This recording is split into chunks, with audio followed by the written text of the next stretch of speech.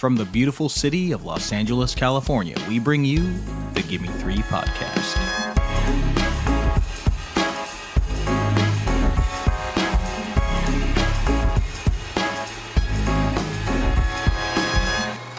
Hello and welcome, cinephiles, cinema lovers, movie appreciators, friends and family, to the Gimme Three podcast, a series for cinephiles.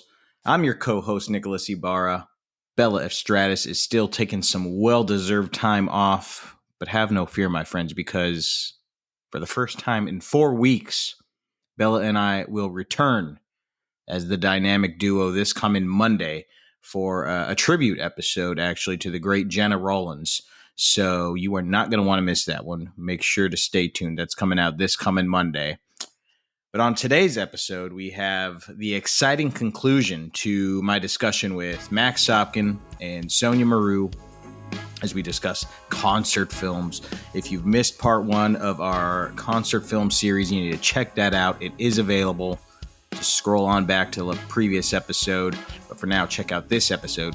Gimme three more concert films.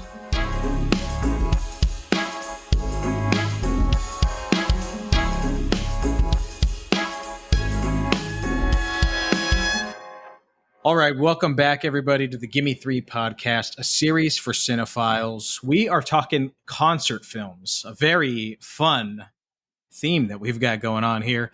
And as I mentioned before, we had Sonja picked 3 concert films. I picked one, which was This Is It, which we discussed. Sonja picked The Last Waltz, directed by Martin Scorcese. And you, our fans, our listeners, picked Madonna, Truth or Dare. Good pick. That was a good pick, guys. Mm-hmm. Excellent pick. It came down. Yeah, we started with 6 of the ones that we were going to vote for. And it got narrowed down to 3. The final 3 were Beyonce, Homecoming, which is the concert film that she did at Coachella. And what was the other one? Oh, Woodstock. Thank Christ you guys didn't pick that, because I was not looking forward to watching a 3-hour plus of fucking dirty hippies. Hey, anything would have been better than Ratatouille. So I'm glad we just didn't end up there.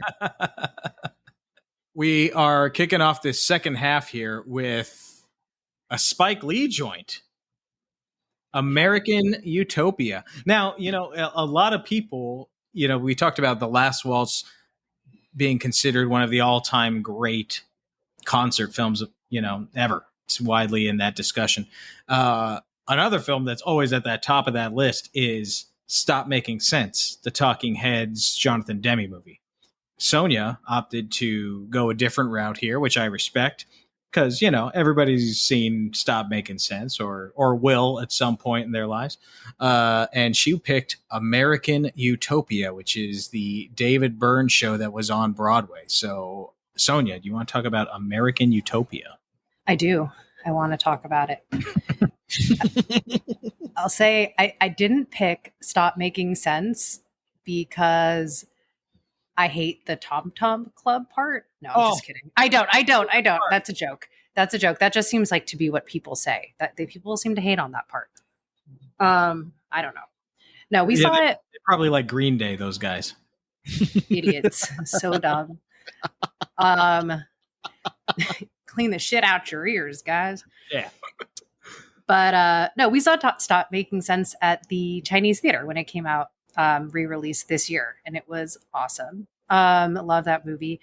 But I picked American Utopia because slightly lesser known, but also because, like, from an emotional, conceptual standpoint, it is like more affecting to me.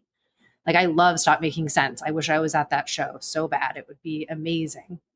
I don't know. American Utopia really like hit me hard. Mm-hmm. I was really moved by it. And I love that it's like a live Broadway show. It's just like it's like slightly different than a concert film. So yeah, basically David Byrne put out an album called American Utopia, which most of the songs are in this movie. And then he added other songs like from Talking Heads and some covers. And then he decided to put together like a stage show and did it in, I believe, Boston, and then did it on Broadway for all of 2019, which is when this was filmed. And then the pandemic happened. So they actually decided to bring it back to be part of the reopening of Broadway in 2021. And Nick and I went to go see the show live on one of our 2 honeymoons. But I saw the movie first. And I have to say that it's rare to say I like the movie more than seeing it live. Even though seeing it live was wonderful. But the intimacy of the cameras, like how close they can get and like just how closely you can observe the musicians was special in the movie. Did David Byrne have an understudy that day? Is that why? Yeah, it was David Lynch. Now I was like, who would be an understudy for David Byrne? It's the guy from the Tom Tom Club. Oh yeah. No, the live show was great, but maybe it's just whichever you see first, you know, like Sure. I'd already seen the movie. So yeah, what did you think, Max? Because I know Nick had seen it, obviously. Yeah, again, another film I hadn't seen. One that when it came out, I was like, I really want to check this out, and then I just never got around to it. Yeah, you know, I wasn't sure going into this what it was, and I gotta say, I really appreciated the musical theater aspect of it. I think watching this, I was really grooving. Emily kind of sat and watched about half of it with me. She kind of came in and out. She's like, I don't get it, and I'm like, you don't. Well, first of all, you're not sitting here the whole time, but secondly, like, it's not that kind of show. It's not that type of musical. It is more of like a thematic song cycle. Yeah. If any. Yeah, You know, totally. he has musings, he's got ideas, and and lyrically, some of the songs kind of add up to it. They kind of do, they kind of don't. I kind of look at David Byrne's songwriting as a little bit like Lennon-esque, not quite as much as say like Red Hot Chili Peppers, where you're like, this is just nonsense that rhymes. But also sometimes, How dare you, sir? but it's also like sometimes it's so opaque that I don't quite understand the point he's trying to make. Mm-hmm. You know, it's not like folk music where it's like I am just straight up telling you what I'm thinking. Right. So yeah, so like I think that's why she was a little confused. I was like, it's mostly just vibes. I don't know, it's just vibes. He's gonna make his point, and then the dancers come out and they do some cool dancing, and the band was awesome. Incredible I don't know band. who can walk around barefoot for 2 hours. That's my hell on earth. That's what I was thinking. Pretty awful. I hate being barefoot. So Oh, I love being barefoot. I could relate to that, but playing music for 2 hours, that sounds like hell. it's hard. It's a hard job. The whole drum kit strapped to your front, like marching band style. I mean, Yeah, it's tough. like their back's got to be killing them. So yeah, for our audience who hasn't seen it, like the drummers come out, like there's a full live band going on, and all the band is dancing with the songs, but they don't like have a drum kit set up. They have like drums strapped to their body. The guitars are walking with their guitars. Everybody's moving and grooving with their instruments strapped to them. So it's got to be a really physically demanding show. Really tough. Mhm. Um, Yeah. And they're barefoot, as mentioned, and they're, just so you can picture it, they're wearing gray suits, which has to be a nod to Stop Making Sense, since the gray suit is like so iconic. But it's beautiful, isn't it? Like watching them dance. And I think that's what you get from the film that you don't get on, at least not from the seats we had on Broadway. Maybe if we were in the front row, it would be different. But just really like being up there with the band, and like I really fall in love with that redheaded person with like the makeup on, like just Great. love. Gay Matt Walsh. Yeah. Yeah, no, you're Very so Matt right. Walshy. So right. And the like blonde woman drummer. They're just like, everyone's so dynamic on the stage.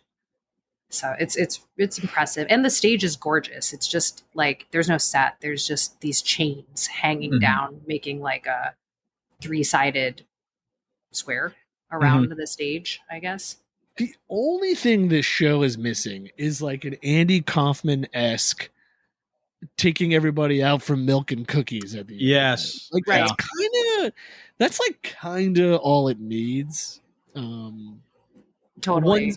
One more fourth wall breaking thing to just interact with the audience. Yeah. That's what I think. But And clearly Spike was feeling that, because so in this movie they go out into the audience at the end while they were playing the last song.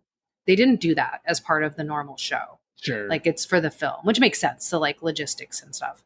And then they like, it ends with like a sequence of them all riding their bikes around New York. right. So that clearly was Spike's feeling of like, oh yeah, we need to like get him out and like be with the people. Yeah. No, but I agree with that. I agree with that take. Yeah. Well, because it's all about people, right? Like Yeah. one of my favorite lines was, that what do people like looking at the most? Other people. So that's why we stripped this stage down to like just the most interesting thing, which is people looking at people and people looking back at other people. Right. And it kind of, I was like, whoa, mind blown. It's so true. Never thought of it like that. Yeah. Is Spike Lee a big Talking Heads fan? No, I watched an interview with the two of them and like they didn't even really know each other. It just, I forgot how they got together, but it just seemed like the right fit. Did he just go see the show and he was like, I want to film this for posterity or something? No, I think it was intentional. Like, I think that David Byrne like wanted a director. Sure. And I will say, I think one of the reasons why Sonja and I both enjoyed the film more than the live show. Again, if the live show ever comes back, see it. It's absolutely worth checking out. It's great. But Spike's work on this is outstanding because, as Sonja said, it is the most simple set. It is 3 quote unquote walls of chains. Right. And where he puts his camera, he always making the right decision on where he needs to put his camera. He leans into the simplistic set design, and what he does that no other concert film that we are discussing does really is he saves shots. You know what I mean? Like, some of these other filmmakers are just like, okay, we got this cool shot. We're going to go to that like 17 different times. Oh, we've got this shot over here that's going to be. Spike saves shots for songs. He's like, maybe this shot's going to be just for one moment and just for this one song, but goddamn, that shot actually says something, And then he's got this other shot, like that song about, watching TV. He puts the camera in a place where he's never put the camera before, or he'll tilt the camera in a way that he's never tilted the camera for another song. So he really holds a lot of his punches, and that makes it continuously like creatively engaging. And it's just like, ooh, this is fresh. Ooh, this is fresh. Ooh, this is new. Oh, look at that shot. So that is something I think from a straight up directorial standpoint, I think this is the strongest film that we are discussing. Some of these have to be insert shots though, right? I would imagine that some are done not with the live audience there would be my guess, but I can't That's what I mean. confirm it. Yeah. That's what I mean. Like this is maybe filmed over 2 nights, and then also some of it is like because it's like some of it is like the camera would have to be on the stage. Yeah, basically. right. And who's gonna go for that? If you're an audience member, you'd be like, right, man, get that dude out. Yeah, especially on Broadway. Yeah. So yeah, I'm sure you're right, but for the film, just having watched some filmed Broadway performances before, I know that they have to do that because otherwise the camera's literally on stage. Right. That's a good point. I was going to say also, like, they had been doing the show for a year, and probably the blocking is like pretty much more or less the same every night. I mean, they're moving around. It seems like fluid, but so they don't bump into each other. They probably know where they're supposed to go. Mm-hmm. So Spike probably had the benefit of like prep. Oh yeah, definitely. That none of these other directors had. Right. Like Last Waltz. This is your only chance, and everybody's on drugs, including Martin Scorcese. Yeah, that's true. So I think that helps. Yeah, that's true. That's true. I think they do so much with so little, like the show and the movie. I also think like I just have to call out the song "Every Day Is a Miracle," which is the one about what a chicken thinks God is. There's a line in there that's like, I wrote it down. The Pope don't mean shit to a dog. It's like, yes. Accurate. That is accurate. So many like lines in that they're so visual and they're like so true. Just another one of the things like, oh yeah, you're blowing my mind with such a like simple observation. Yeah. And the last thing I'll say, I think the reason why this movie also hit Sonja and I a little bit harder when we saw it is because we watched this, like, it was released during lockdown. Like, when we were like, so the weighty kind of human connection aspect had a lot of weight when we were stuck in our apartments for 3 months. Totally. That's true. The future felt a lot less certain. At that time, will Broadway ever reopen? Right. These theater kids will make it happen. So American Utopia, directed by the great Spike Lee. Check that out. It's available on HBO Max or Max. Who the fuck would name it something Max? HBO. Max, such a weird... What a garbage name. Wait, I'm sorry. There is something else that we didn't talk about that I just think is worth mentioning. I know I did this on another movie. The Hell You Talk About song, the one with the Say His Name song. Mm-hmm. Oh, yeah. I think that the fact that Spike is able to bring in photographs of the people whose names are being spoken, some of which are held by their family, like that whole sequence was also incredibly profound. Sure. Just because of like what was happening like in real time in the world. But just another like thing that the film can bring to the table that the show did not. You know, the show had the song, but that like personal aspect was just it was really, really moving and really smart on Spike's part. Or David or whoever decided to do it. But so American Utopia available on HBO Max, directed by Spike Lee. Check it out. And you can also check out our Spike Lee episode on the Gimme Three podcast. Just scroll back a few episodes and you're going to hear Bella and I discuss the first 3 of Spike Lee, the first 3 films of Spike Lee's career. So check that out as well. And Max, that's going to bring us to your pick here. So take it away. Sure. I picked for this podcast Queen Live at Wembley. That's how I know it. Queen Live at Wembley. It's got a bunch of different names, but all kind of boiled down to that.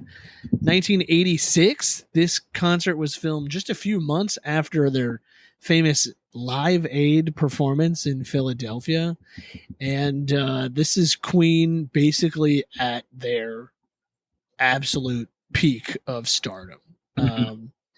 Takes place in London, filmed at Wembley Stadium in a crowd of 75,000 people, just absolutely crammed to the hilt, enjoying some of Queen's, basically all of their greatest hits up until that point.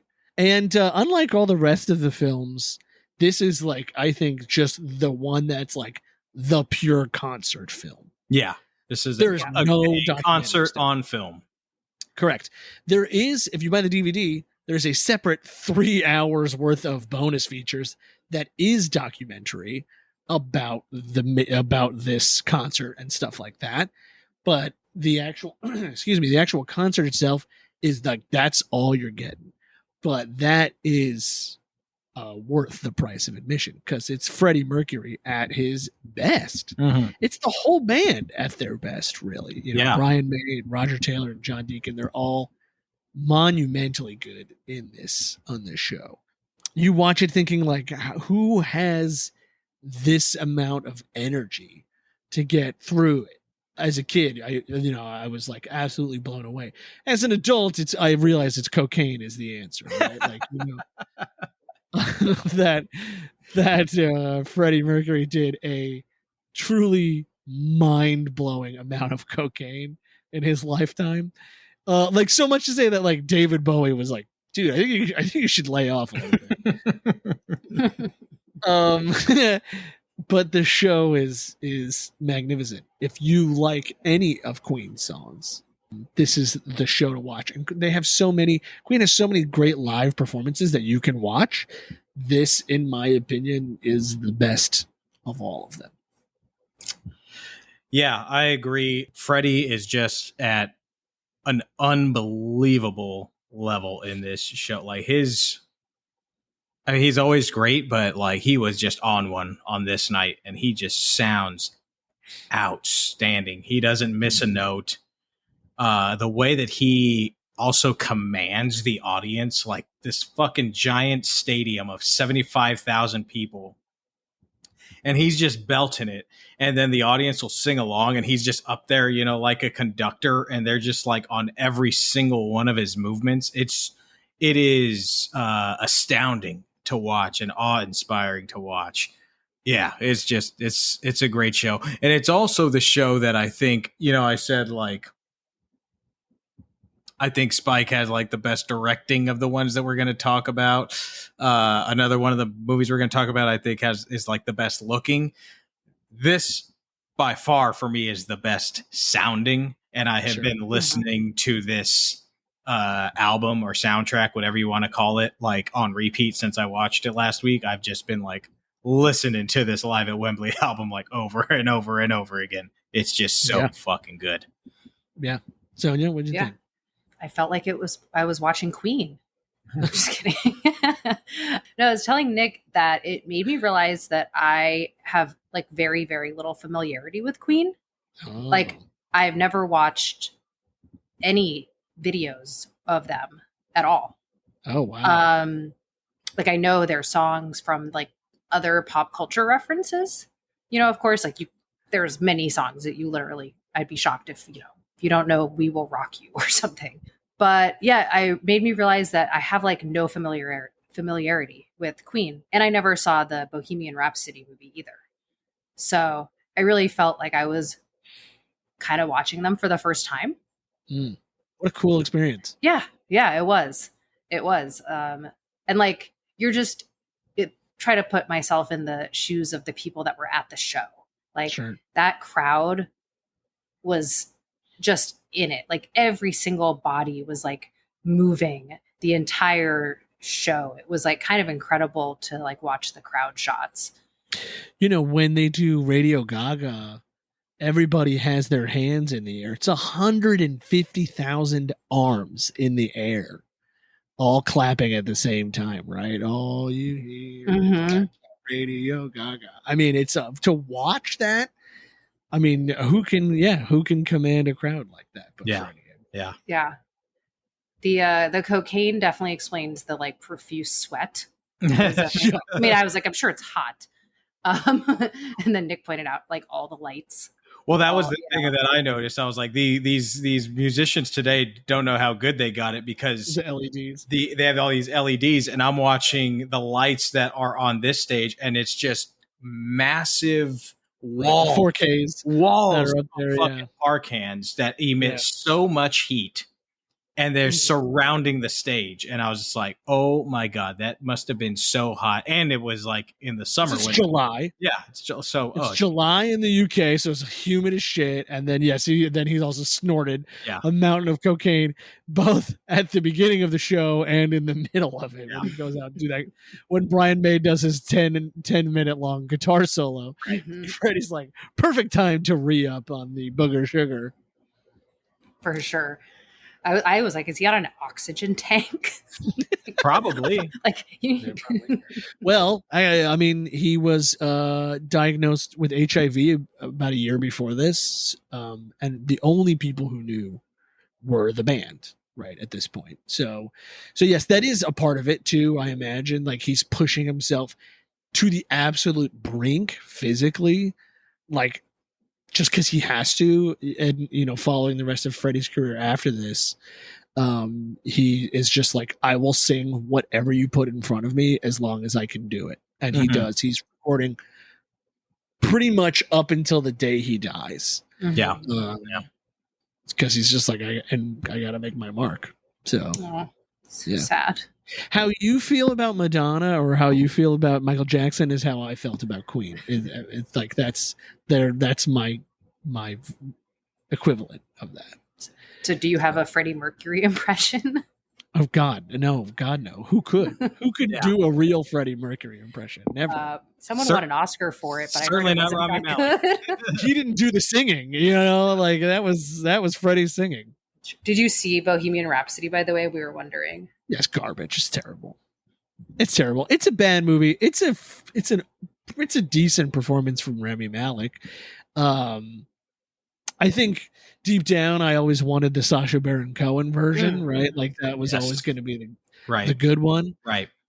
Because Freddie Mercury lived a very R-rated life, very R-rated. So he was shy, but he also partied hard.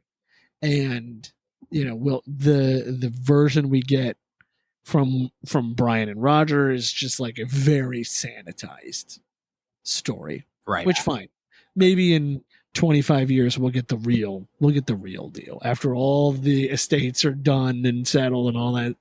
Maybe we'll finally get the real Freddie Mercury story. Sacha Baron Cohen doesn't have what Freddie Mercury had, obviously, but he has like an it factor and like a magic to him, whatever it is. Magnetism. Magnetism, sex appeal, like in spite of being not necessarily like stereotypically handsome or hot or whatever. But Rami Malek is a great actor, but he has none of that to me, and which is part of why I didn't see the movie.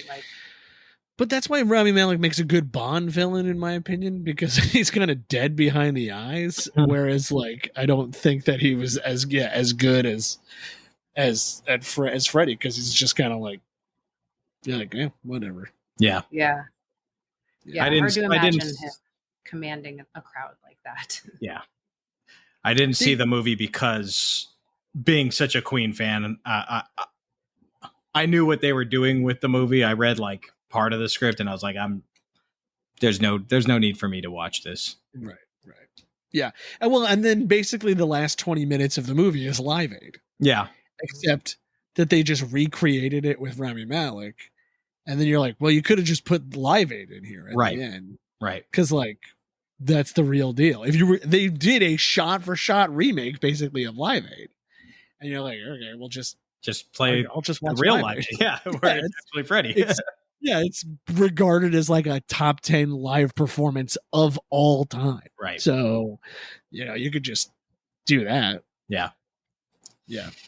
Well, this was my pick. What I almost wanted to say, I almost picked This Is Spinal Tap.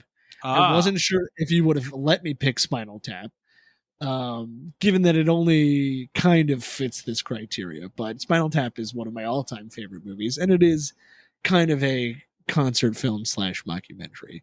I also wanted to pick Get Back, but again, thinking it wouldn't fit your criteria because it's technically not a film.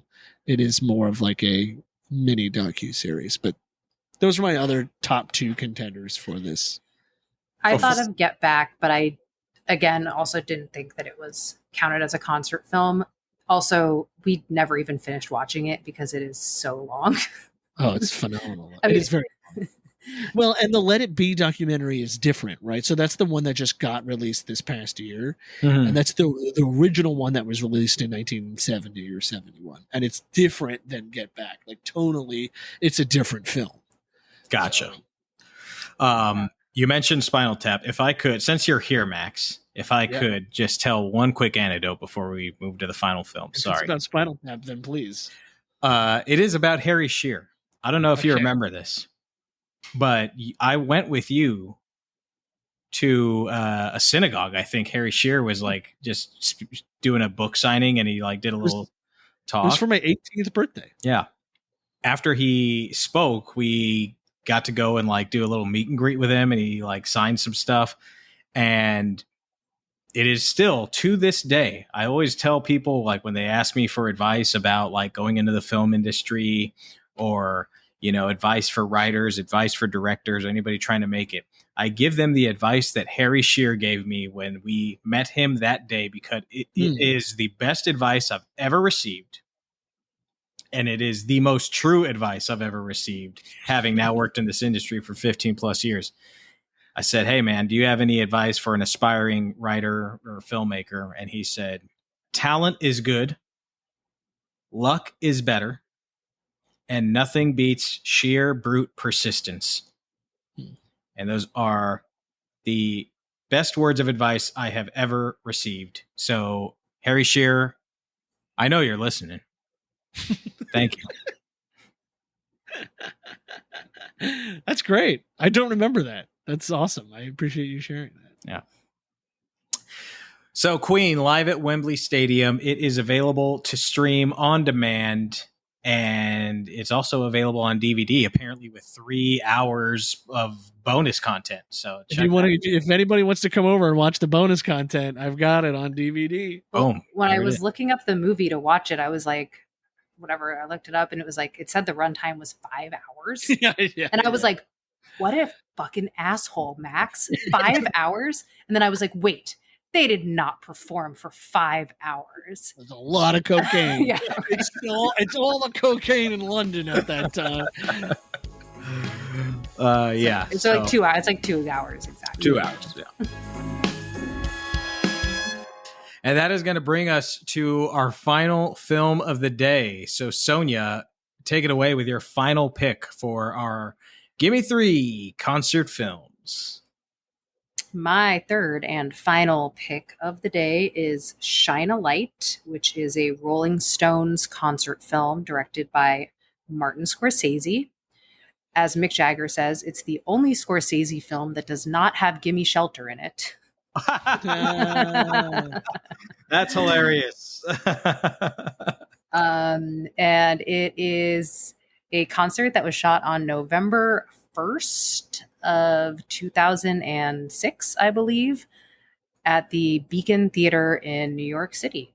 And it's essentially just a Stones concert in a very small venue, which I imagine is rare for them these days to play a place this small. And then it has some great archival footage cut in of the boys throughout the years and their relationships with each other and their funny, dismissive ways of dealing with the press. And I will say love this movie. I saw it on the big screen. I think it came out in IMAX when it came out. Shot beautifully and beautiful 35 millimeter film. Robert Richardson is the DP, one of the great DPs of all time. So it just looks outstanding. But one sequence that always stuck with me, because it was I went years from when I saw it in the theater before I revisited it. And I'll never forget the opening sequence of, Marty and the band just not being on the same page and Marty trying to figure out what the hell the band's going to play so he can plan his shots, and Mick Jagger being like, why the hell they got all these cameras? Why are you going to have so many cranes? It's going to be very distracting. That's very annoying for the audience, Marty. And he's just like, well, we got a camera sweeping around, it'd be nice to get some movement, and they're just on totally, it's the Stones want to do their art their way and Marty wants to do his art his way.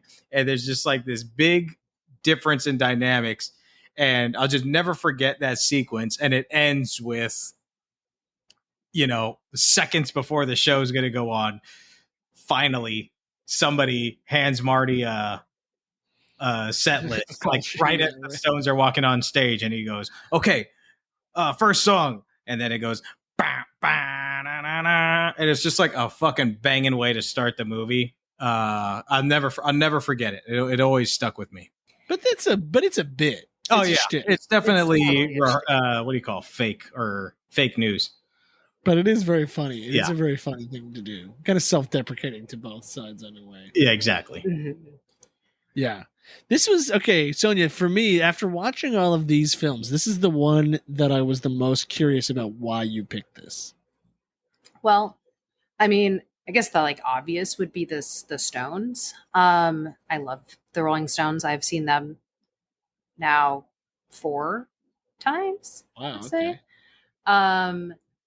But I had also seen it in the theater when it came out, which was, I guess, like 15 years ago now.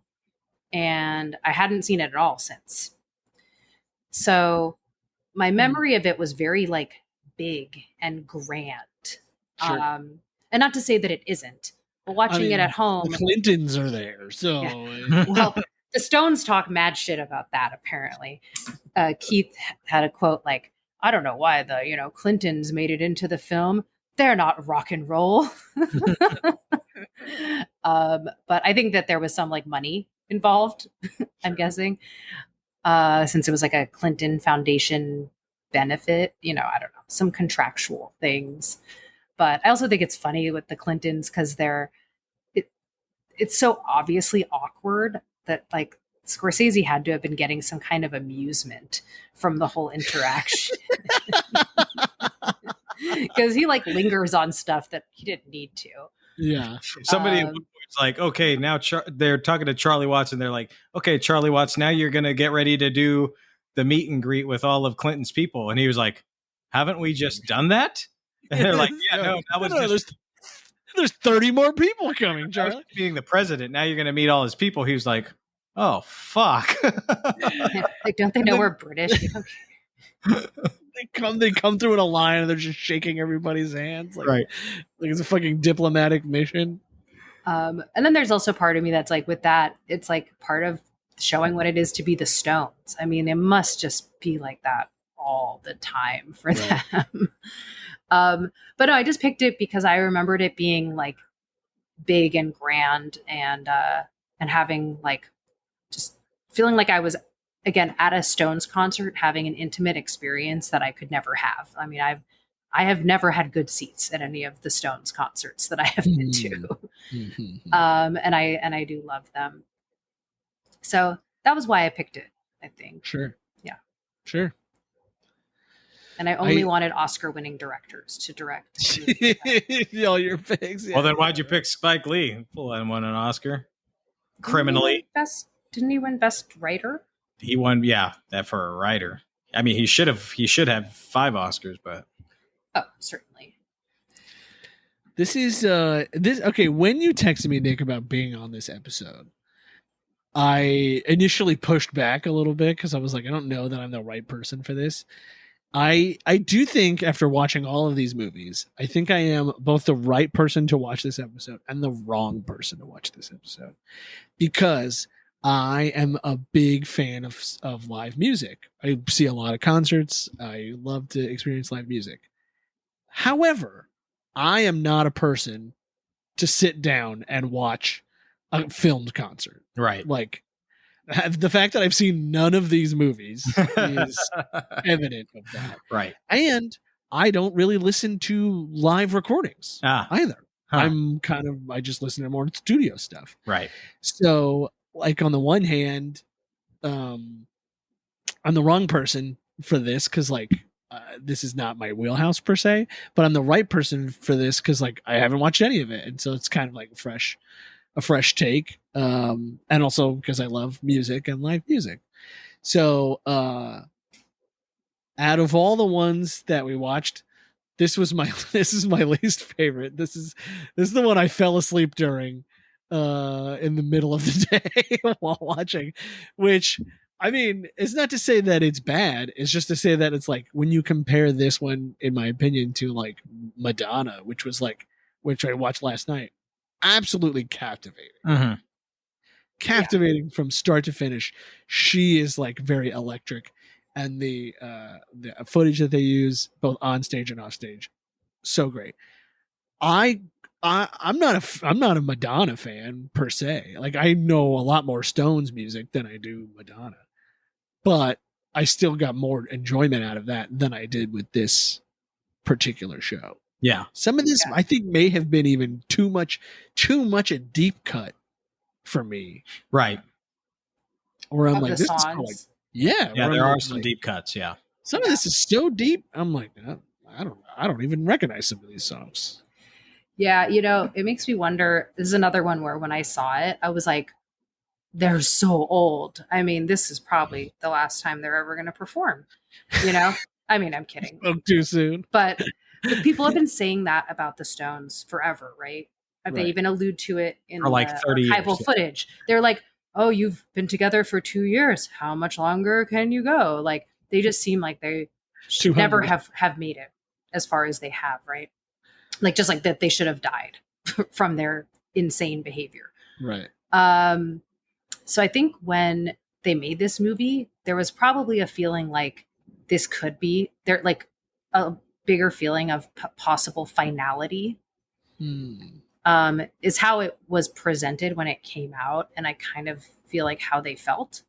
But obviously, this, as we know, it is not final. 5 more times after this, right? More, but you never know. And I do think that was like why they did the set list in that way of like wanting to like cover like the bases that were important to them. Although now I'm blanking on what the entire set list is. I think I knew all of it, especially what did I think Tumbling Dice was called? Love that song. Oh, now I have to hear it. I told Nick that for years people would be like, Tumbling Dice is the best Rolling Stone song. And I was like, I've never heard that song. And then I heard it and I thought it was like something in the night. Like I just like thought, I did not know that they were saying Tumbling Dice. I was like, oh yeah, that is a great song. Exile on Main Street is my favorite Stones album. Yeah. And watching this, and I love that album because it's very Keith Richards heavy. And watching him sing a song or two in this, I look at it and I'm like, man, Keith could have been the front man for his own band, like easily. Well, he does do solo stuff, and it's quite good. If you're into Keith, I'll send you a couple of albums that I like of his solo stuff. For me, this Winos, is that his band's name? I don't know. For me, this film is all Marty. Like, I don't think the Stones are actually revisiting this movie, and having seen the Stones now a couple times, I'm like, the Stones are not great in this. Like, this is not their best performance by a long shot. Like, they were better, Sonja, when we saw them earlier this year. Well, I think we saw an amazing special concert. We did, but I'm just saying, like, as far as Stone's performances go, this is not anywhere near the top. So I think that kind of affects the film, but Marty's work and the camera work, it looks fucking beautiful because they also light it with film lights as opposed to light is very cool. lights. So it just looks outstanding. It's just and it's got to be killing him. But there's one point where Mick is like, "Those lights are burning up my ass." He just says it into the microphone. Emily came in halfway through watching this, and she was like, "Who is that?" I was like, "That's Mick Jagger." She's like, "That's Mick Jagger?" I was like, "Yeah." She's like, "I don't get it." She doesn't understand what the sex appeal of Mick Jagger. Well, you got to show her some of those old clips of him when he's like 20. That's when it's just like you. That's what I said. I said it's the lips and and just how skinny he was and still is. It's just like he's like a stiletto knife almost, like how skinny he is. And just like how he would prance around on stage, like nobody did that. Nobody did that. Right. And so he was just a wild rock and roll dude. But she was like, "Ugh, who's this skinny grandpa walking around?" He has a kid the same age as your daughter. Yeah, no kidding. Yeah. Well, yeah. What's with these old guys having young kids? Him and De Niro and Pacino and all these guys have like they all go to a Grandpa and Me class together with their little kids. Scorcese too, doesn't he have a pretty young kid? Maybe not. Maybe I'm putting kids in his mouth. I don't know. There's nothing I want less than changing my own kids' diapers at age 80. Yeah. I doubt they do any diaper changing. Fair enough. A diaper for you, a diaper for me. Think about being the poor woman changing all the diapers. Oh my gosh! I thought the guest spots were fun. Jack White, Yeah, Jack White was awesome. White, Christina Aguilera was really great. Mm-hmm. Really, really great. Yeah, you got Buddy Guy in there. Mm-hmm. Yeah, totally. I love Jack White doing Loving Cup. It's really cute, just like watching the way that he looks at like Mick when he's singing with him. I don't know, just yeah. But I think all of these things come down to maybe Madonna's the outlier, but like if you're a fan, like you're gonna be biased towards the film, right? Versus if you're not, right? Like it's unlikely that you're gonna watch a concert film and like be swayed one way or another. But. Yeah, I was wondering if we if we were gonna get to watch Eras Tour from the audience pick, which Nick was asking me, oh, well, what do we put in the audience poll? And I said, I think you have to put Eras Tour on there. I'm not a Taylor Swift fan either, but for fairness sake, I mean, don't we owe it? Don't we owe it to ourselves? Don't we owe it to the audience to put that on there? It wouldn't sway me. I don't think I would become a Swiftie all of a sudden. It was more the time that I was like, I just don't want to watch a 3 hour. I just did not have time to watch a 3 hour. Is that how long it is? It's over 3 hours. Yeah, that would be my thing. I mean, because we also talked about Beyonce Renaissance because we saw that in the theater, and I thought it was great, but it was 3 hours also. Yeah, like, it's a commitment, especially if you're not feeling it. But with Eras, I wouldn't mind watching it. But I would not have seen it in the theater because apparently everybody was singing and like squealing and shit during the movie, and that would have made me insane because I don't even know any of the songs, So I would have been horrible.